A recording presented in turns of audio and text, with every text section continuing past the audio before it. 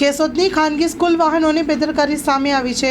થોડા જ સમય પહેલા રાજકોટમાં બનેલ અગ્નિકાંડ બાદ તમામ તંત્ર એકી સાથે અવાજે કામે લાગ્યું છે, પરંતુ 15 દિવસનો જતાં જ ફરી પ્રાઇવેટ વાહનોમાં બાળકોના જીવ જોખમમાં મુકાય તેવી હરકતો સામે આવી રહી છે। ત્યારે આ વિડીયોમાં જોઈ શકાય છે કે પ્યાગો રિક્ષામાં લટકતા વિદ્યાર્થીઓ જોવા મળી રહ્યા છે। ત્યારે સ્કૂલના સંચાલકો અને વાહન ચાલકોના ફાયદા માટે વિદ્યાર્થીઓની જિંદગી જોખમમાં મુકાય છે। તંત્ર આ બાબતે ધ્યાન નહીં આપે તો આગામી સમયમાં તમામ સ્કૂલ વાહનો પર વોચ રાખી નામજોગ પર્દાફાશ કરવામાં આવશે।